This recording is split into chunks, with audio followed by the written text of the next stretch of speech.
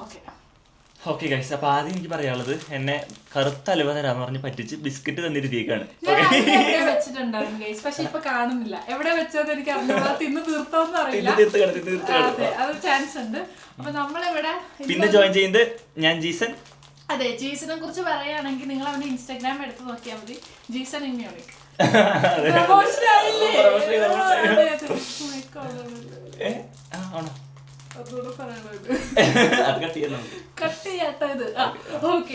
അപ്പൊ നമ്മൾ ഇന്നിരുന്ന് ചുമ്മാ നമ്മൾ ഇവിടുത്തെ വന്ന ഇവിടെ ഇങ്ങനെ ജോമലിയിൽ വന്ന കഥകളൊക്കെ ഇങ്ങനെ പറഞ്ഞുകൊണ്ടിരിക്കുവായിരുന്നു. അപ്പൊ ഞാൻ ഓർത്തു അത് നമുക്കൊരു വ്ലോഗ് ആക്കിയാലോ എന്ന് വിചാരിച്ചു. ഞാൻ വന്നു കഴിഞ്ഞിട്ടാ നീ വന്നതെന്ന് തോന്നുന്നു അല്ലേ? ഞാൻ വന്നത് ഒരു ജൂലൈയിലായിരുന്നു. ഒക്ടോബർ. ഓക്കെ, പക്ഷെ ഇവൻ വിന്റർ സെമസ്റ്ററിലാ, ഞാൻ വന്നത് സമ്മറിലാ. പക്ഷെ ഞാൻ ഇവരുടെ കൂടെ സെമസ്റ്റർ സ്റ്റാർട്ട് ചെയ്തത്. അതെ, ഒരേ ഒരു സെമസ്റ്ററിലാണ് ഞങ്ങൾ പഠിക്കുന്നത്. പക്ഷെ ഇവൻ ട്രാൻസ്പോർട്ടേഷൻ പഠിക്കുന്നത്, ഞാൻ എൻവയോൺമെന്റിലാണ് പഠിക്കുന്നത്. പിന്നെ ഞങ്ങൾ നിൽക്കുന്നത് ഇപ്പൊ ഒരേ ഡോമിലാണ്, സൗർബർഗ് സ്ട്രാസ നമ്മുടെ ഡോമിന്റെ പേര്. അതെ, പക്ഷെ ഇവൻ ഫസ്റ്റ് ഫ്ലോറിലാണ് നിൽക്കുന്നത്. അവന്റെ ഫ്ലോർ എടുക്കുമ്പോൾ മറന്നു പോകും. ഞാൻ ഫോർത്തിലാണ്. ഇപ്പൊ എന്റെ റൂമിൽ ഞങ്ങൾ ഇങ്ങനെ ഇരിക്കുക. അപ്പൊ നമ്മളിങ്ങനെ ബിസ്ക്കറ്റ് ഒക്കെ കഴിച്ച് ഇങ്ങനെ ഇരിക്കുവാണ്, അലുവ എന്തെങ്കിലും കിട്ടാത്തതുകൊണ്ട്. അപ്പൊ പിന്നെ നമുക്ക് എങ്ങനെ ജർമ്മനി നമ്മൾ എത്തിപ്പെട്ടു, എങ്ങനെ ഇവിടെ എത്തിപ്പെട്ടു കഥ പറയാം. ഇപ്പൊ ബാച്ചിലേഴ്സ് ഞാൻ സിവിലായിരുന്നു, നീ സിവിലായിരുന്നു. ആക്ച്വലി ഈ എൻവയോൺമെന്റല്, ട്രാൻസ്പോർട്ടേഷൻ ആൻഡ് പിന്നെ എന്താ സിവിൽ എഞ്ചിനീയറിംഗ്, ഇതൊക്കെ എടുക്കുന്ന മാസ്റ്റേഴ്സ് എടുക്കുന്നവരും മിക്കവരും ബാച്ചിലേഴ്സ് സിവിൽ എഞ്ചിനീയറിംഗ് തന്നെയായിരിക്കും. ഇപ്പൊ ഞങ്ങളുടെ കോഴ്സിൽ ആക്ച്വലി മെക്കാനിക്കലുകാരുണ്ട് സിവിലുകാരുണ്ട്, രണ്ടുപേർക്കും ഞങ്ങൾ ട്രാൻസ്പോർട്ടേഷൻ ചെയ്യാം ആക്ച്വലി. ആണോ? ഞങ്ങളുടെ മെക്കാനിക്കലുണ്ട്. എനിക്ക് തോന്നുന്നു നാട്ടില് ഏറ്റവും കൂടുതൽ നമുക്ക് ജോലി സാധ്യത കുറവ്, സാലറി കുറവും കിട്ടുന്നത് ഈ സിവിലും ആണെന്ന് എനിക്ക് തോന്നുന്നു. ഒരു പോയിന്റ് ഓഫ് വ്യൂ വരെ അതുപോലെയാണ്. പക്ഷെ സത്യം പറഞ്ഞാൽ എനിക്ക് അത്യാവശ്യം കുഴപ്പമില്ലാത്ത ജോലിയും സമാധാനം ഞാൻ അവിടെ ജീവിച്ചു വരികയായിരുന്നു. അപ്പൊ എനിക്ക് ഒരു ദിവസം ഞാൻ ഇങ്ങനെ ഇരുന്നപ്പോ എനിക്ക് തോന്നി, ഈ നാട്ടില് മാത്രം ഒരു ചെറിയൊരു ചുറ്റുപാടില് മാത്രം ഒതുങ്ങി അറിയേണ്ട ആൾക്കാരല്ല നമുക്ക് കുറച്ചും കൂടി ലോകം കാണണം, കുറച്ചും കൂടി വേറെ കൾച്ചറുകൾ എക്സ്പ്ലോർ ചെയ്യണം എന്നൊക്കെ വിചാരിച്ച് ഏതെങ്കിലും ഒരു കൺട്രികൾ. അപ്പൊ ഞാനിങ്ങനെ പണ്ടൊക്കെ തൊട്ട് ഞാനിങ്ങനെ ചുമ്മാ ഇരിക്കുമ്പോൾ ഗൂഗിൾ മാപ്പ് ഒക്കെ എടുത്ത് ഇങ്ങനെ എടുത്ത് സൂം ചെയ്യും. അപ്പൊ നമ്മുടെ സ്വിറ്റ്സർലാൻഡിലെ മലകൾ എവിടെയാണ് ഇങ്ങനെ എടുത്ത് ചുമ്മാ സൂം ചെയ്യും. ഇവിടെ ഒരു ദിവസം പോകാൻ പറ്റില്ല, ഇങ്ങനെയൊക്കെ ഞാൻ സൂം ചെയ്യും. അപ്പൊ എനിക്ക് ഈ യൂറോപ്പ് എന്ന് പറഞ്ഞത് ഒരു കൗതുകമായിരുന്നു, ഒന്ന് ട്രാവൽ ചെയ്യണം, എക്സ്പ്ലോർ ചെയ്യണം. പിന്നെ നമ്മള് നാട്ടിലൊക്കെ എന്തെങ്കിലുമൊക്കെ ജോലി ചെയ്ത് കാശുണ്ടാക്കി വരാന്ന് പറയുമ്പോഴേക്കും നമുക്ക് ഇതൊക്കെ എൻജോയ് ചെയ്യാൻ പറ്റുന്ന അവസ്ഥയിലേക്ക് ഉണ്ടാവും. പിന്നെയുള്ള ഓപ്ഷൻ സ്റ്റഡി എന്നാ പിന്നെ സ്റ്റഡി വിസ എന്നാ പിന്നെ. പക്ഷെ ബിടെക് കഴിഞ്ഞപ്പോഴായാലും നമുക്ക് ഇതിനെപ്പറ്റി അത്രയും അറിവില്ല. അപ്പൊ പിന്നെ ആദ്യം തന്നെ നമ്മള് കുറച്ച് നാൾ ബിസിനസ് ഒക്കെ ചെയ്യാൻ നോക്കി. പിന്നെ അത് പാളി ചെയ്ത് കണ്ടു കഴിഞ്ഞപ്പോ ആദ്യം നമ്മള് ഫസ്റ്റ് തന്നെ ഇറങ്ങുമ്പോൾ നമുക്ക് പാളിയൊന്നുമില്ല, പക്ഷെ നമ്മള് ഫസ്റ്റ് തന്നെ ഇറങ്ങുമ്പോൾ നമുക്ക് ചെറിയ ഇതുകൾ ഉണ്ടാവുമല്ലോ. അങ്ങനെ പിന്നെ വർക്ക് ചെയ്യാൻ കയറി. ഞാൻ സത്യം പറഞ്ഞൊരു 4 വർഷം 5 വർഷം അവിടെ വർക്ക് ചെയ്തു. സിവിൽ എഞ്ചിനീയറിംഗിൽ നമ്മുടെ കാർഷിക യൂണിവേഴ്സിറ്റിയിൽ, കേരള അഗ്രികൾച്ചർ യൂണിവേഴ്സിറ്റിയിൽ വർക്ക് ചെയ്തു. അങ്ങനെ ഞാൻ അവിടെ വർക്ക് ചെയ്ത് അവിടെ നമ്മൾ ഏകദേശം ഒരു 4-5 വർഷമായി അങ്ങനെ വർക്ക് ചെയ്തുകൊണ്ടിരിക്കുമ്പോൾ ഒരു ദിവസം വൈകുന്നേരം ഇരുന്നപ്പോൾ ഞാനിങ്ങനെ ചുമ്മാ ആലോചിച്ച് എവിടേക്കെങ്കിലൊക്കെ ഇങ്ങനെ പോകണം, അങ്ങനെ ഇങ്ങനെ ആലോചിച്ചുകൊണ്ടിരിക്കുന്നു. അപ്പൊ ഞാൻ അതിന് തൊട്ട് മുമ്പ് ഞാൻ IELTS എഴുതിയിട്ടായിരുന്നു. അപ്പൊ ഇങ്ങനെ പോകാനുള്ള ആഗ്രഹം കാരണം ഞാൻ IELTS എഴുതിയിട്ടായിരുന്നു. ചുമ്മാ ഞാൻ അവിടെ വർക്ക് ചെയ്യുന്നതിന്റെ ഇടയിൽ കൂടെ തന്നെ IELTS ക്രാക്ക് ചെയ്തിട്ടായിരുന്നു. അങ്ങനെ ഒരു ദിവസം ഞാൻ ഇങ്ങനെ ഇരുന്ന് നെറ്റിക്കോട് സ്വൈപ്പ് ചെയ്യുമ്പോഴാണ് നമ്മൾ TUM. അപ്പൊ ഞാൻ എന്താണെന്ന് അറിയില്ല, തുമ്പോ യൂണിവേഴ്സിറ്റി അതായത് ഞാൻ തുമ്മിൽ കയറി ഇങ്ങനെ അപ്ലൈ ചെയ്യുന്നത് കണ്ടു. അപ്പൊ ഞാൻ അങ്ങനെ അപ്ലൈ ചെയ്യേണ്ട എടുത്തെടുത്ത് ലാസ്റ്റ് വന്നു കഴിഞ്ഞപ്പോ അന്നാണ് ലാസ്റ്റ് ഡേറ്റ്. അന്ന് 12 മണിക്ക് പോർട്ടൽ ക്ലോസ് ആവും. അപ്പൊ ഞാൻ വിചാരിച്ചു ഓക്കെ, എനിക്ക് അപ്ലൈ ചെയ്യാൻ വേണ്ടിയുള്ള എന്തോ ഒരു സംഭവമാണിത്, എന്നാൽ ഞാൻ അപ്ലൈ ചെയ്യാന്ന് വിചാരിച്ചിട്ട് ഞാൻ അങ്ങനെ ഡോക്യുമെന്റ്സ് കാര്യങ്ങളൊക്കെ എടുത്ത് സംഭവം ശരിയാക്കി അപ്ലൈ ചെയ്ത് അവസാനത്തെ സ്റ്റേജിൽ ഇപ്പോൾ VPD എന്ന് പറഞ്ഞൊരു സംഭവം ഉണ്ടല്ലോ, നമ്മൾ അപ്ലൈ ചെയ്യുന്ന VPD. അപ്പൊ എന്റെ VPD ഇല്ല. VPD ഇതെന്ത് സാധനം എനിക്കറിയത്തില്ല. അപ്പൊ ഞാൻ നേരത്തെ യൂട്യൂബിൽ റിസർച്ച് ചെയ്തു എന്താണ് VPD. അവർ പറഞ്ഞു ഇന്നതാണ് സംഭവം, ഇങ്ങനെയാണ് ചെയ്യേണ്ടത്. അപ്പോ നേരെ യൂണിവേഴ്സിറ്റിയിൽ പോയിട്ട് ഞാൻ VPD കാര്യങ്ങളൊക്കെ ക്രിയേറ്റ് ചെയ്ത് കൊടുത്തു കഴിഞ്ഞപ്പോ വരാൻ 2-3 ദിവസം എടുക്കും. ഞാനിങ്ങനെ പെട്ടു. പിന്നെ എന്തായാലും എന്റെ 3000 രൂപ 4000 രൂപയോ എത്രയാണ്ടായിരുന്നു, അത് പോയി. അപ്പൊ ഞാൻ പിന്നെ നോക്കി കഴിഞ്ഞോ എന്തായാലും കാശ് പോയി. എന്നാ പിന്നെ ഞാൻ ഇത് ചെയ്തു എന്നുള്ള എന്റെ ഫോം എടുത്തിട്ട് ഈ VPDയുടെ സാധനം ഞാൻ അപ്ലോഡ് ചെയ്തു. എന്നിട്ട് ഞാൻ ജർമ്മനൊക്കെ ചോദിച്ചിട്ടുണ്ടായിരുന്നു. ആക്ച്വലി എനിക്ക് വായിക്കാൻ പറ്റുന്നില്ല എഴുതി. അപ്പോൾ എനിക്ക് ആദ്യം ഞാൻ അപ്ലൈ ചെയ്യുന്നത് ജർമ്മനൊക്കെ ചോദിച്ചിട്ടുണ്ടായിരുന്നു. അപ്പൊ ഞാൻ ജർമ്മന്റെ സെന്ററിൽ ഞാൻ 200 മണിക്കൂർ ഞാൻ ജർമ്മൻ ക്ലാസ്സിൽ ഇരുന്നിട്ടുണ്ടെന്നൊക്കെ ഞാൻ അടിച്ചു വിട്ടു. ഇങ്ങനെ ചെയ്യുന്നില്ല, കിട്ടത്തില്ല. എന്നിട്ട് പിന്നെ എന്നെ ഒരു ഫേവർ ചെയ്തൊരു സംഭവം എന്ന് വെച്ചാൽ എൻ്റെ ഒരു 4 years 5 years എക്സ്പീരിയൻസ് എൻ്റെ ഉണ്ടായിരുന്നു. അതെന്നെ ഭയങ്കരമായിട്ട് ഫേവർ ചെയ്തു. കാരണം അതൊരു യൂണിവേഴ്സിറ്റിയിൽ ആണ്, അഗ്രികൾച്ചർ യൂണിവേഴ്സിറ്റിയിൽ തന്നെയാണല്ലോ ഞാൻ വർക്ക് ചെയ്തത്. അതെന്നെ ഭയങ്കരമായിട്ട് ഫേവർ ചെയ്തത്. അപ്പോൾ എൻ്റെ ഈ കോഴ്സ് ഇതേപോലെ കിട്ടിയ ആൾക്കാർക്ക് ഇന്റർവ്യൂവും കാര്യങ്ങളൊക്കെ ഉണ്ടായിരുന്നു. പക്ഷേ ലക്ലി ഞാനിത് കഴിഞ്ഞിട്ട് അപ്പോൾ ഇത് കിട്ടുന്നൊന്നും പ്രതീക്ഷയില്ല. ഞാനിത് ചെയ്തു.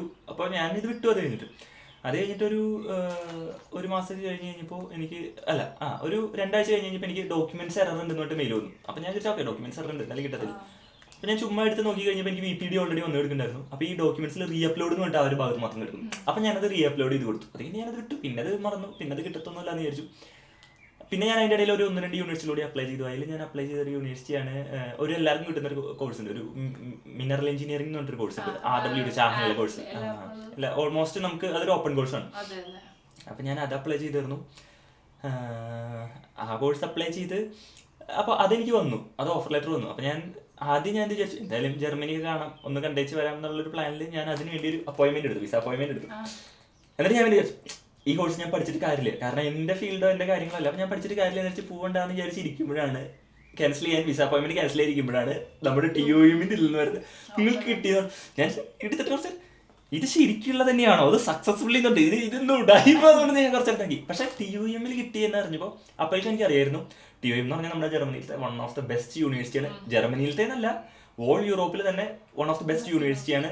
ഓൾ വേൾഡിൽ നമുക്ക് 16th റാങ്കിങ്ങും ഓൾമോസ്റ്റ് ആ ഒരു റാങ്കിങ്ങിൽ നിൽക്കുന്ന ഒരു യൂണിവേഴ്സിറ്റി പറഞ്ഞപ്പോൾ ഞാൻ പിന്നെ പിന്നെ ഞാനൊന്നും ആലോചിച്ചില്ല, എന്നാ പിന്നെ ഇതിൻ്റെ പിന്നാലെ നേരെ പോയി. വിസയുടെ കാര്യങ്ങളൊന്നും എനിക്ക് അറിയത്തില്ല. അങ്ങനെ എൻ്റെ ഒരു ഫ്രണ്ട് ഉണ്ടായിരുന്നു, ഫെബ എന്ന് പറഞ്ഞിട്ട്, അവളെന്നെ കുറച്ച് ഹെൽപ്പ് ചെയ്തു. അങ്ങനെ അവരെല്ലാവരും കുറച്ച് പേരോട് ഞാൻ കാര്യങ്ങളൊക്കെ വിളിച്ച് അന്വേഷിച്ച് അവിടെ നിന്ന് ഇവിടെ നിന്ന് നെറ്റിൽ നിന്നും എല്ലായിടത്തും വിവരങ്ങളെടുത്ത് നേരെ ബാംഗ്ലൂർ പോയി അപ്പോയിൻമെൻറ്റ് എടുത്ത്. അങ്ങനെ വിസ വന്ന ദിവസം അതെൻ്റെ മുഖത്ത് വളരെ സന്തോഷമുള്ള ദിവസമായിരുന്നു. അങ്ങനെ വിസയും കയ്യിൽ കിട്ടിയതിന് ശേഷമാണ് ഞാൻ എൻ്റെ അവിടുത്തെ ജോലി നിർത്തുന്നത്. സത്യം പറഞ്ഞാൽ എനിക്ക് ആ ജോലി ഭയങ്കര അടിപൊളിയായിരുന്നു. ഭയങ്കര കാം ആയിട്ടുള്ള ഒരു ജോലിയാണ്. പിന്നെ എൻ്റെ ഒരു ചെറിയൊരു പ്രായത്തിലാണ് ഞാൻ അതുപോലത്തെ പൊസിഷനിൽ കയറി. അവിടെ ഒരുപാട് ആൾക്കാർ, ഫ്രണ്ട്സ്. ഒരു വയനാട് പോലത്തെ ഒരു സ്ഥലമാണ്, ഭയങ്കര കൂളായിട്ടുള്ള ഒരു സ്ഥലം, ഭയങ്കര ആംബിയൻസ് ഉള്ള ഒരു സ്ഥലം. അതൊരിക്കലും എനിക്ക് ജോലിയായിട്ട് തോന്നിയിട്ടില്ല. അതുകൊണ്ട് എനിക്ക് ആ സ്ഥലം വിടാനും കാര്യങ്ങളൊക്കെ ഭയങ്കര മടിയായിരുന്നു. അങ്ങനെയാണ് ഞാൻ ജർമ്മനിയിലേക്ക് കയറുന്നത്. അപ്പോൾ ജർമ്മനിയിലേക്ക് കയറി വരുമ്പോൾ എല്ലാവരും എന്നോട് എന്തിനാണ് ഈ ജോലി വിട്ടിട്ട് പോകണമെന്നാണ് ചോദിക്കുന്നുണ്ടായിരുന്നു. പക്ഷെ സത്യം പറഞ്ഞാൽ ഇതുവരെ ഇവിടെ എത്തിയിട്ട് ഞാൻ ഇവിടെ വന്നൊരു കാര്യത്തിൽ റിഗ്രറ്റ് ചെയ്യുന്നില്ല. ഞാൻ അതിൽ ഹാപ്പിയാണ്. അപ്പൊ ഇപ്പൊ ടുമ്മിനെ പറ്റി എന്താ പറയാനുള്ളത്? Like there are lot of universities, other universities. തുമ്മില് വന്ന് പഠിക്കും, തുമ്മിന്റെ ബ്രാൻഡ് വാല്യൂ അങ്ങനെ വല്ലതും ഇമ്പോർട്ടൻസ് ഉണ്ടോ? അങ്ങനെ അതിനെപ്പറ്റി ഓഫ് കോഴ്സ് ഞാൻ ജർമ്മനിയിൽ ഇവിടെ വന്നിട്ടുണ്ടെങ്കിൽ എനിക്ക് ഒന്നാമത്തെ എന്നെ ഫേവർ ചെയ്യുന്ന ഫാക്ടർ, അതായത് എൻ്റെ അടുത്ത് എനിക്കറിയത്തില്ല, എൻ്റെ ഒരു ഫ്രണ്ട് എൻ്റെ അടുത്ത് ഇതുപോലെ ഒരു US-ലൊരു യൂണിവേഴ്സിറ്റി കിട്ടി. അത് ഏകദേശം ഒരു നല്ലൊരു യൂണിവേഴ്സിറ്റി ആയിരുന്നു. അപ്പോൾ എൻ്റെ അടുത്ത് പറഞ്ഞു, എടാ ഇതുപോലത്തെ ഒരു യൂണിവേഴ്സിറ്റിയിൽ കിട്ടണമെങ്കിൽ എളുപ്പമല്ല. അപ്പം നമുക്ക് ഇങ്ങനെ ഒരു ഉള്ളിലൊരു സംഭവം വരും. അപ്പം ഞാൻ ശരിയാ, കാരണം നമ്മൾക്ക് ഇതൊന്നും ഇങ്ങനെയൊന്നും കിട്ടത്തില്ലായിരിക്കും, ഇതുപോലെ എളുപ്പമൊന്നുമില്ല, നീ ഇങ്ങനെ വിചാരിച്ചാലും കിട്ടത്തൊന്നുമില്ല എന്ന് വിചാരിച്ചു. അപ്പോൾ എനിക്ക് ഇങ്ങനെ ഉള്ളിൽ ശരി ഓക്കെ, എന്നാൽ എനിക്ക് ഏതെങ്കിലും യൂണിവേഴ്സിറ്റിയിൽ കയറി വരണം. അങ്ങനെയാണ് ഞാൻ സത്യം പറഞ്ഞാൽ ഞാൻ ഈ നോക്കി കഴിഞ്ഞപ്പോൾ എനിക്ക് ഈ TOEM റാങ്കിങ് കണ്ടു കഴിഞ്ഞപ്പോൾ എൻ്റെ മനസ്സിലൊരു ഭയങ്കര ഹാപ്പിനെസ്. Of course. പിന്നെ സത്യം പറഞ്ഞാൽ ഈ TOEM നമുക്ക് ഭയങ്കര എക്സ്പോഷർ ആണ് തരുന്നത്. നമുക്കതിനെ യൂട്ടിലൈസ് ചെയ്യാൻ നമ്മൾ ഒരിക്കലും എനിക്ക് തോന്നുന്ന ഒരു 50% നമ്മൾ യൂട്ടിലൈസ് ചെയ്യുന്നില്ല.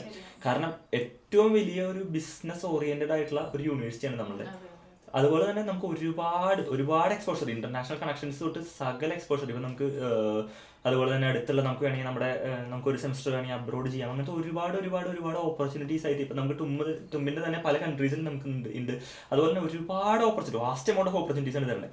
ഈവൻ നമുക്കിപ്പോൾ TOEM പഠിക്കുന്ന എല്ലാവരും അങ്ങോട്ടും കാണുമ്പോൾ നമുക്ക് പ്രത്യേകിച്ച് TOEM എന്നാണ് തോന്നുന്നെങ്കിൽ ഈ ഒരു സർട്ടിഫിക്കറ്റ് ഉണ്ട് US-ലോ കാനഡയിലോ ഏതൊരു സ്ഥലത്ത് പോയാലും ഹൈലി റെക്കഗ്നൈസ്ഡ് ആണ്. ബിക്കോസ് വേൾഡിൽ തന്നെ ഒരു ടോപ്പ് യൂണിവേഴ്സിറ്റി സർട്ടിഫിക്കറ്റ് നമ്മൾ അവിടെ വെക്കുമ്പോൾ അവർ നമ്മൾ അക്സസ് ചെയ്യുന്ന ഒരു ഡിഫറെന്റ് രീതിയിലായിരിക്കും. അതാണ് ആ വാല്യൂ എന്ന് പറയുന്നത്. അതെനിക്ക് തോന്നുന്നു German universities, Germany is like known for ആ ഒരു എഡ്യൂക്കേഷന്റെ വാല്യൂ ഭയങ്കര വലുതാണ്. അതിപ്പം എന്നോട് കുറെ പേര് പുറത്ത് വർക്ക് ചെയ്യുന്നവർ, അതായത് UAE അതുപോലെ തന്നെ ഡിഫറെന്റ് പ്ലേസിൽ വർക്ക് ചെയ്യുന്നവർ പറഞ്ഞിട്ടുണ്ട് ജർമ്മൻ എഡ്യൂക്കേഷൻ അവിടെ നിന്ന് ഒരു സർട്ടിഫിക്കറ്റുമായിട്ട് പോകുമ്പോഴേക്കും, പക്ഷേ ഇത് ജർമ്മനി ഒരു സംഭവം അങ്ങനെ ഇതിൽ പറയുന്നതല്ല. എല്ലാവരും പുറത്തു പോയി പഠിക്കും. ഈവൻ ഇന്ത്യൻ എഡ്യൂക്കേഷന്റെ വാല്യൂ നല്ലത് തന്നെയാണ്.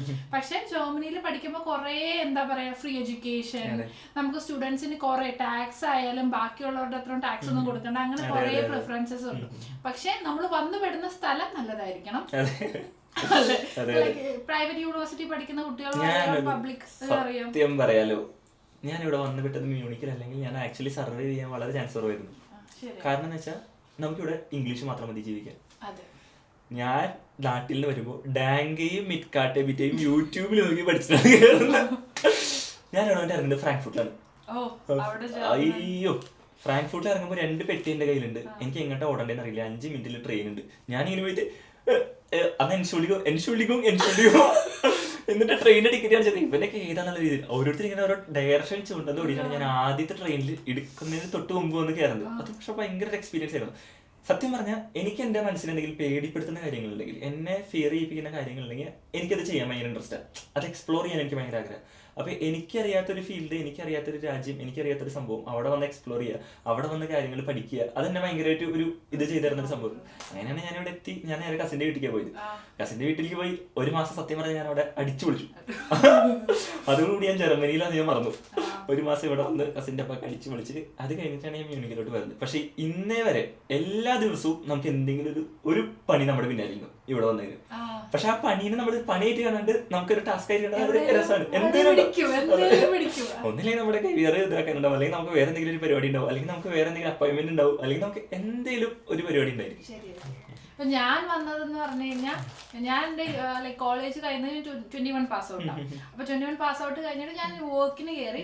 അത് കഴിയുമ്പോഴേക്കും ഞാൻ നേരെ വർക്കിന് ലൈക് മസ്കറ്റ് എന്ന് പറയുന്ന ഒരു കൺട്രി ഉണ്ടല്ലോ, ഒമാനില്, അവിടെ ഞാൻ വർക്ക് ചെയ്യായിരുന്നു. ഓപ്ഷനെ എനിക്കില്ല. പക്ഷെ എവിടേക്കോ മാസ്റ്റേഴ്സ് എടുക്കണം എന്നുണ്ടായിരുന്നു. പക്ഷെ എനിക്കിങ്ങനെ ഓക്കെ, ഞാനിങ്ങനെ പെട്ടെന്നൊരു സുപ്രഭാതത്തിൽ നിന്നെ പോലെ തന്നെ, പക്ഷെ ഞാൻ UK പഠിക്കാൻ പോവാം, അല്ലെങ്കിൽ കാനഡ എന്തെങ്കിലും ഓപ്ഷൻ ഇല്ല. പക്ഷെ എനിക്ക് തണുപ്പ് പറ്റത്തില്ല. അപ്പൊ ഞാൻ UK പഠിക്കാൻ പോകും. എല്ലാവരും പഠിക്കാൻ പോകില്ല, മാസ്റ്റേഴ്സ് എടുക്കണം. പക്ഷെ എവിടെയെങ്കിലും ഒക്കെ ഒന്ന് പുറത്തു പോകണം എന്നുണ്ട്. പെട്ടെന്നൊരു സുപ്രഭാതത്തില് എന്തൊക്കെയോ കാരണങ്ങൾ, അത് വേറൊരു വീഡിയോയിൽ ഞാൻ പറയാം, കുറെ കാരണങ്ങൾ കാരണം ഞാൻ രാവിലെ ഇങ്ങനെ എണീറ്റിട്ട് ഞാൻ വർക്ക് ചെയ്യുന്ന സ്ഥലത്ത് എനിക്ക് വർക്കൊക്കെ സുഖമായിരുന്നു കേട്ടോ, അടിപൊളി വർക്കാ. പക്ഷെ അന്ന് എനിക്ക് 23 വയസ്സൊന്നും ആയിട്ടില്ല, 22 വയസ്സേ ആയിട്ടുള്ളൂ. അപ്പൊ ഞാൻ രാവിലെ എണീറ്റിട്ട് ഞാൻ എന്റെ വീട്ടിൽ വിളിച്ച് പറയാം ഞാൻ മാസ്റ്റേഴ്സ് ചെയ്യാനായിട്ട് ജർമ്മനി നോക്കുവാന്ന് പറഞ്ഞു. അന്ന് എല്ലാ സൈഡിൽ നിന്നും എനിക്കിങ്ങനെ കേൾക്കാം ജോലിയുണ്ട്, എന്തിനാ ഇവിടെ ഉറപ്പായിട്ടും എല്ലാവരും എന്തിനാ ഇവിടെ ഇപ്പൊ ഇങ്ങനെ ചെയ്യുന്നത്. അബ്രോഡ് എഡ്യൂക്കേഷനെ പറ്റി എല്ലാവർക്കും ഒരു നെഗറ്റീവ് കൺസെപ്റ്റ് ആണ്. പിള്ളേരെല്ലാരും ഇവിടെ വരുന്നത് പാത്രം കഴുകാനും തുണി എടുക്കാനും, ആരും പഠിച്ച് പാസ്സാവുന്നില്ല എന്നുള്ളൊരു കൺസെപ്റ്റ് ആണ് മെജോറിറ്റി ഓഫ് ഇപ്പൊ കേരളത്തിലെ ആൾക്കാർ. പക്ഷെ അപ്പൊ ഞാൻ വിളിച്ചിട്ട് ഇങ്ങനെ പറയുക, കാരണം പിന്നെ എന്റെ ഒരു ഓപ്ഷൻ എന്ന് പറഞ്ഞാൽ എനിക്ക് ഉള്ളിൽ ടെൻഷനാ, കാരണം കയ്യിൽ നല്ലൊരു ജോലിയുണ്ട്, എന്തിനാ ഇത് കളഞ്ഞിട്ട്, അങ്ങനത്തെ ഒരു ടെൻഷനാണ് എനിക്ക്. പക്ഷെ ഞാൻ അന്ന് ഞാൻ ചേച്ചി വിളിച്ചിട്ട് ഇങ്ങനെ പറയാം, എന്റെ ഒരു കസിൻ ചേച്ചി വിളിച്ചിട്ട് നീ എന്തിനാ കളയണേ. അപ്പൊ ഞാൻ ചേച്ചിനോട് പറഞ്ഞൊരു കാര്യം, ഈ നമ്മുടെ ഒരു 20s മാത്രമേ നമുക്ക് ലൈഫിൽ റിസ്ക് എടുക്കാൻ പറ്റത്തുള്ളൂ. അതൊരു 29 വയസ്സ് തൊട്ട് 20-29 വയസ്സ് ആ ഒരു ഏജിലെ നമുക്ക് ലൈഫിൽ റിസ്ക് എടുക്കാൻ പറ്റുള്ളൂ. നമ്മൾ 30 കഴിഞ്ഞു കഴിഞ്ഞാൽ നമ്മുടെ ലൈക് നോർമൽ എല്ലാവരുടെയും കാര്യമല്ല പറയുന്നത്. ഇപ്പൊ ഞാൻ നിൽക്കുകയാണെങ്കിൽ ഇപ്പൊ ഒബിയസ്ലി ഞാൻ തിങ്ക് ചെയ്യുന്നത് കുറച്ച് കഴിയുമ്പോൾ സെറ്റിൽ ആവണം, നമ്മൾ കല്യാണം കഴിക്കും. അപ്പൊ നമ്മുടെ ലൈഫിൽ വേറെ ആൾക്കാർ കൂടുന്നതോറും നമ്മുടെ റെസ്പോൺസിബിലിറ്റി കൂടും. പറ്റില്ല, ഒരു ഇനേർഷ്യ പോലെയാണ്. ഇപ്പൊ ഒരു 20s തൊട്ട് റിസ്ക് എടുത്ത് തുടങ്ങുന്ന ഒരാളാണെങ്കിൽ ചിലപ്പോൾ കണ്ടിന്യൂ ചെയ്ത് 30s റിസ്ക് എടുക്കും. അല്ലെങ്കിൽ നമ്മളിങ്ങനെ ഇരുന്ന് നമ്മൾ ഓരോ ചാൻസുകൾ, നമ്മളെ റിസ്ക് എടുക്കാനുള്ള ചാൻസുകൾ കളഞ്ഞ് നമ്മൾ 30s എത്തുമ്പോഴേക്കും നമ്മൾ ഭയങ്കര ഒരു ഇനേർഷ്യയിലേക്ക്, പിന്നെ നമുക്ക് ഒരിക്കലും ബ്രേക്ക് ചെയ്യാൻ പറ്റത്തില്ല. നമ്മൾ 20s ഞാൻ എവിടെയോ വായിച്ചിട്ടുണ്ട്, 20s നമുക്ക് എപ്പോഴും കഷ്ടപ്പാടായിരിക്കും. പക്ഷെ നമ്മൾ ആ ഒരു ബോക്സ് ബ്രേക്ക് ചെയ്ത് കഴിഞ്ഞു കഴിഞ്ഞാൽ, ആ കംഫർട്ട് സോണിൽ നിന്ന് പുറത്തോട്ട് വന്നു കഴിഞ്ഞാൽ നമുക്ക് സർവൈവ് ചെയ്യാൻ പറ്റും. ഇപ്പൊ ഞാൻ നോക്കുമ്പോ ഞാൻ മ്യൂണിക്ക് വന്നിട്ട് എപ്പോഴും എവിടുന്നേലൊക്കെ പ്രശ്നങ്ങളൊക്കെ വരും. പക്ഷെ നമ്മള് ലൈക്ക് വിചാരിക്കുന്ന ഓക്കെ നെക്സ്റ്റ് ശരിയാവും വിചാരിച്ചു കഴിഞ്ഞാൽ ഡെഫിനറ്റ്ലി ലൈഫിൽ നമ്മൾ ഹാപ്പി ആയിട്ട് പോകും. പക്ഷെ നമ്മൾ അവിടെ ഇരുന്ന് പോയി കഴിഞ്ഞാൽ അങ്ങനെ. ഇപ്പൊ നാട്ടിലുള്ളവരോട് എനിക്ക് പറയാനുള്ളത്, നിങ്ങൾക്ക് പേടിച്ചൊന്നും ഇരിക്കണ്ട, എന്തായാലും റിസ്ക് എടുക്കാനായിട്ട് ധൈര്യമായിട്ട് റിസ്ക് എടുത്തോ എന്ന് പറഞ്ഞിട്ട് വലിയ റിസ്ക് ലൈക്ക് നിങ്ങളെ കൊണ്ട് പറ്റുന്ന ലൈക്ക് എന്താ സക്സസ് ആവും, അല്ലെങ്കിൽ സക്സസ് ആവാൻ ചാൻസ് കൂടുതലുള്ള റിസ്ക് ഒക്കെ നിങ്ങൾ എടുത്തോ അല്ലേ. അങ്ങനെയാണ് ഞാൻ TUM അപ്ലൈ ചെയ്യുന്നത്. അപ്പോഴേക്കും നല്ല ഡിസിഷൻ ആയിരുന്നു അത്. ഞാൻ എടുത്ത ഒരു നല്ല ഡിസിഷൻ ആയിരുന്നു. ഞാൻ വിചാരിക്കുന്നതെന്ന് പറഞ്ഞു കഴിഞ്ഞാൽ മാസ്റ്റേഴ്സ് ഉണ്ടല്ലോ, എപ്പോഴും ഇനിയുള്ള ലൈഫില് ലൈക്ക് കോമ്പറ്റീഷൻസ് കൂടുതലായിരിക്കും. അപ്പൊ ഈ മാസ്റ്റേഴ്സ് എപ്പോഴും നമ്മുടെ കയ്യിലുള്ളത് ഭയങ്കര ഒരു നല്ലൊരു കാര്യമായിരുന്നാണ് ഞാൻ വിചാരിക്കുന്നത്. അതിന് വേറൊരു പോയിന്റ് കൂടി, നമ്മൾ ലാസ്റ്റ് പഠിക്കുന്ന സ്ഥലം അത് ഏറ്റവും ഇമ്പോർട്ടൻ്റ് ആണ്. നമ്മൾ ലാസ്റ്റ് എവിടെ പഠിച്ചിറങ്ങിയോ അത് ഭയങ്കര ഇമ്പോർട്ടൻ്റ് ആണ്. ഞാൻ പഠിച്ചത് കോളേജ് നല്ല കോളേജൊക്കെ ആയിരുന്നു. പക്ഷെ കോളേജിന്റെ പേര് പറയണ്ട. ഓക്കെ അതെ അതെ അതെ. പക്ഷെ ആ കോളേജിന്റെ പേര് ഒരു കോമഡി പേരായിരുന്നു ആക്ച്വലി. അപ്പൊ ഞാൻ പഠിച്ചത് പഠിച്ച കോളേജ് നിങ്ങൾക്ക് കമന്റ് സെക്ഷനിൽ ഇട്ടോളൂ. അപ്പൊ ആക്ച്വലി ഞാൻ ഈ പഠിച്ച കോളേജിന്റെ പേര് എനിക്ക് പുറത്ത് പറയാൻ മടിയായിരുന്നു. അപ്പൊ ഞാനവിടെ വർക്ക് ചെയ്തു. അപ്പൊ ഞാൻ ഈ വർക്ക് ചെയ്യുന്ന സ്ഥലത്ത് എൻ്റെ അടുത്ത് വന്നിട്ട് ജീസൻ സാർ അപ്പൊ എവിടെയായിരുന്നു ബാച്ചിലേഴ്സ് ചെയ്തേന്ന് ചോദിക്കും. അപ്പൊ ഞാനിങ്ങനെ പറയും അത് ഞാൻ എന്നിട്ട് ഞാനിങ്ങനെ പറയുമ്പോൾ ജീസിലായിരിക്കില്ല, തൃശ്ശൂരല്ലേ സാർ, ജീസിലായിരിക്കും. അപ്പൊ ഞാനിങ്ങനെ അല്ല, ഞാൻ ജീസിലല്ല ചെയ്തത്, ജീസിലത്തെ ഗവൺമെന്റ് എഞ്ചിനീയറിംഗ് കോളേജ് അവിടെയല്ല ഞാൻ ചെയ്തത്. അപ്പൊ ജീസിലായിരിക്കില്ല ചെയ്തത്. അപ്പൊ ഞാനിങ്ങനെ എനിക്ക് എന്റെ കോളേജിന്റെ പേര് പറയാൻ വേണ്ടിയിരുന്നിട്ട് ഞാൻ അപ്പൊ ഏത് വർഷമായിരുന്നു സാറ്? അപ്പൊ ഞാൻ പറഞ്ഞു അത് ഞാൻ 2008. ഇപ്പോ അപ്പൊ നമ്മുടെ മറ്റേ സാറിന് അറിയില്ലല്ലോ. ഈശ്വര ഞാൻ പെട്ടല്ലോ. ആ ഒരു സിറ്റുവേഷൻസ് ഒക്കെ നമുക്ക് പെടുകയും ചെയ്തു. കാരണം എനിക്ക് ആക്ച്വലി ഞാൻ പഠിച്ച കോളേജിന്റെ പേര് പറയാൻ എനിക്ക് മടിയായിരുന്നു. അതൊരു കോമഡി പേര്. പിന്നെ ആ ഒരു സമയത്തൊക്കെ കുറച്ചിങ്ങനെ ഒരു അങ്ങനെ അപ്പൊ ആ ഒരു പേര് കേൾക്കുമ്പോഴല്ലേ ഇത് ഏത് കോളേജ് എന്ന് വിചാരിക്കും. അങ്ങനത്തെ ഒരു ഇതായിരുന്നു. അപ്പോൾ നമ്മൾ ലാസ്റ്റ് പഠിക്കുന്ന എഡ്യൂക്കേഷൻ അത് വളരെ ഇമ്പോർട്ടൻ്റ് ആണ്. നമ്മൾക്ക് കിട്ടുന്ന കണക്ഷൻസ്, നമ്മൾക്ക് കിട്ടുന്ന, എനിക്ക് ഒരുപാട് അടിപൊളി ഫ്രണ്ട്സ് തന്ന കോളേജാണ് എൻ്റെ ബിടെക്. ഒരുപാട് അടിപൊളി മെമ്മറീസ് ഉണ്ടാക്കിയ കോളേജാണ് എൻ്റെ ബിടെക്. പക്ഷെ എപ്പോഴും നമ്മളൊരു കരിയറിൽ വരുമ്പോൾ നമ്മൾ ലാസ്റ്റ് പഠിക്കുന്ന കോളേജിൻ്റെ ഇമ്പോർട്ടൻസ് പറഞ്ഞാൽ വളരെ ഒരു വാല്യൂ ആയിട്ടുള്ള സംഭവമാണ്. ഇപ്പോൾ നമ്മളൊരു സ്ഥലത്ത് കൊണ്ട് ചോദിക്കുമ്പോൾ നമ്മൾ ഇപ്പോൾ മാസ്റ്റേഴ്സ് കഴിഞ്ഞ ആൾക്കാരോടാണെങ്കിൽ ബാച്ചിലേഴ്സ് ചോദിക്കില്ല, +2 ചോദിക്കില്ല, 10 ചോദിക്കില്ല.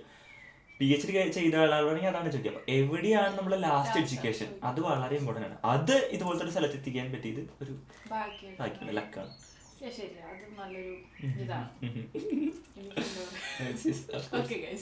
ഇനിയിപ്പോ നീ കണ്ടിന്യൂ ചെയ്തോ, നീ ബാക്കി. അപ്പൊ അങ്ങനെ ഞാൻ പെട്ടെന്ന് തീരുമാനം എടുത്തിട്ട് കുറെ പ്രശ്നങ്ങളൊക്കെ ഇങ്ങനെ വന്നു. എല്ലാവരും പറയും. അപ്പൊ ഞാൻ റിസൈൻ ചെയ്തു. ഞാനാണെങ്കിൽ വിസ ഒന്നും കിട്ടിയില്ല, ഓഫർ ലെറ്ററും കിട്ടിയില്ല. ഞാൻ ജോലി റിസൈൻ ചെയ്തു. ഞാൻ നാട്ടിലോട്ട് വന്നു. നാട്ടിൽ വന്നു കഴിഞ്ഞാൽ ഇതുപോലെ ടൈം ലൈൻ ഉണ്ട്, VPD എല്ലാം എനിക്ക് സെറ്റായി, ഞാൻ ചെയ്തു. പക്ഷെ ഞാൻ ഞാൻ ആകെ TUM മാത്രമേ അപ്ലൈ ചെയ്തുള്ളൂ.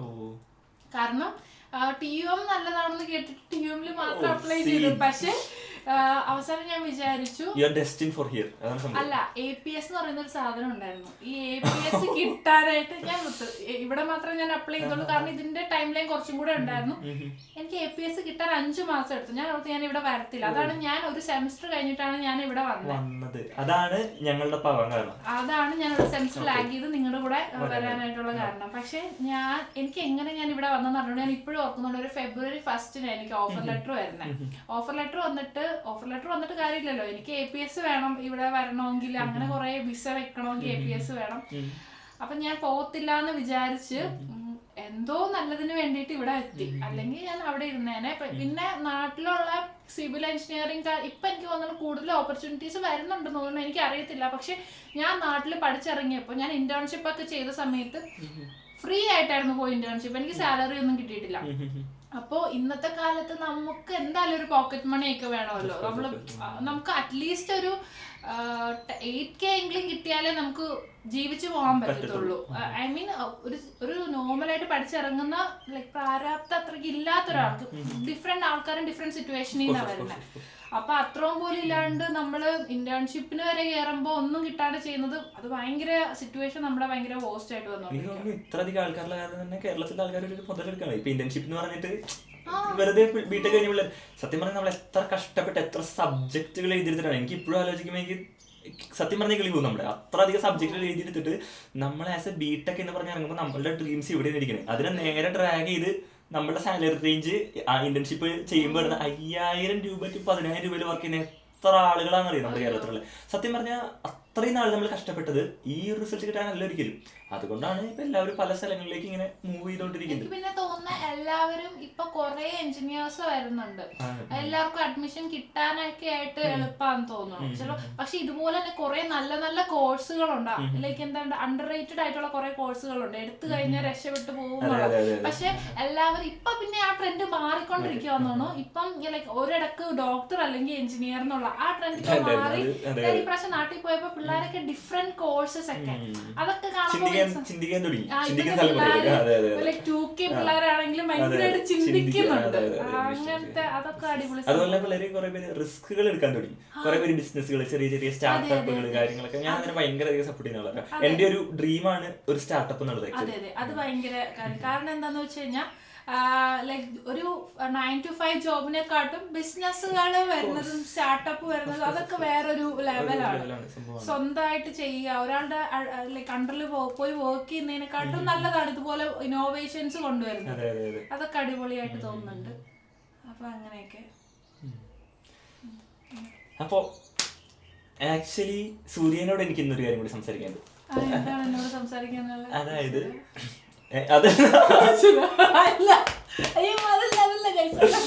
അതായത് ഇപ്പൊ സൂര്യ ഓൾറെഡി ഒരു വ്ളോഗറാണ്. ഞാൻ ചെറിയ വ്ളോഗർ, എനിക്കിഷ്ടമാണ് സംസാരിക്കാൻ. ഇപ്പൊ ഞാനും എന്റെ ഒരു ഫ്രണ്ട് ഉണ്ട് നയൻ പറഞ്ഞു. നയൻ അറിയൂ? ഞാൻ കണ്ടിട്ടുണ്ട് ഗിറ്റാർ. സോ ഞങ്ങൾ രണ്ടുപേരും കൂടി ഒരു സ്റ്റാർട്ടപ്പ് ചെയ്തിട്ടുണ്ട്, വൈബ് ആൻഡ് വിഷൻ. അതായത് നമ്മളുടെ ജർമ്മനിയിൽ നമുക്ക് വൈബായിട്ട് എന്തൊക്കെ നമുക്ക് പ്രൊവൈഡ് ചെയ്യാൻ പറ്റും, വിഷൻ നമുക്ക് വരുന്ന ആൾക്കാർക്ക് ജർമ്മനിയിൽ എന്തൊക്കെയാണ് ഒരു വിഷൻ എന്ന് പറഞ്ഞ് കാണാൻ പറ്റുക എന്നുള്ളത്.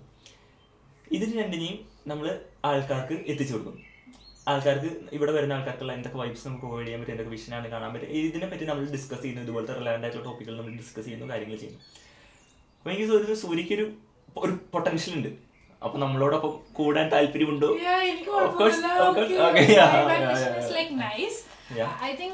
എന്താ പറയാ, vision is more important than validation. ഇപ്പൊ പ്രിയങ്ക ചോപ്രനെ ഞാൻ ഭയങ്കര ഫോളോ ചെയ്തതാണ്. അപ്പൊ പുള്ളിക്കാരി എപ്പോഴും പറയും നമുക്ക് ആൾക്കാരുടെ വാലിഡേഷൻ വേണമെന്നില്ല, ആൾക്കാർ ചിലപ്പോൾ നമ്മൾ അക്സെപ്റ്റ് ചെയ്യണമെന്നില്ല, പക്ഷെ നമുക്ക് നല്ലൊരു വിഷൻ ഉണ്ടെങ്കിൽ നമുക്ക് ലൈഫിൽ എവിടെയാണെങ്കിലും വാലിഡേഷൻ കിട്ടും. അപ്പോഴേക്കും ഈ ഒരു നിങ്ങളുടെ എന്താ പറയാ ആ ഒരു സ്റ്റാർട്ടപ്പ് അടിപൊളിയാവട്ടെ. അപ്പൊ നിങ്ങൾ നമുക്ക് പുതിയൊരാളും കൂടി നമ്മുടെ സ്റ്റാർട്ടപ്പിലേക്ക് കയറുകയാണ്. അറിഞ്ഞു എന്തോ. അപ്പം ഇതെന്തായാലും അടിപൊളിയായി പോട്ടെ. അപ്പൊ നമ്മുടെ ടോക്സ് ഇനി ഉണ്ടാവും. നിങ്ങൾക്ക് ഇഷ്ടപ്പെടുവാണെങ്കിൽ ലൈക്ക്, ഷെയർ ആൻഡ് സബ്സ്ക്രൈബ്. പിന്നെ ജീസന്റെ ഇൻസ്റ്റാഗ്രാം പേജ് ഉണ്ട്, ജീസൺ ഇൻ മ്യൂണിക്. അതിലും പോയി നിങ്ങൾ കാണുക. അവന്റെ കുഞ്ഞു നല്ല വ്ളോഗ്സ് ഉണ്ട്. എൻ്റെ ഉണ്ട് സൂര്യ സണ്ണി എന്ന് പറഞ്ഞിട്ടുള്ള ഇൻസ്റ്റാഗ്രാം പേജ്. ഇതൊക്കെ നിങ്ങൾ ഫോളോ ചെയ്യുവാണെങ്കിൽ നിങ്ങൾക്ക് വെറുതെ ഇരിക്കുമ്പോഴൊക്കെ ഇതൊക്കെ കാണാമല്ലോ, ഒരു എന്റർടൈൻമെന്റ് ആവുമല്ലോ.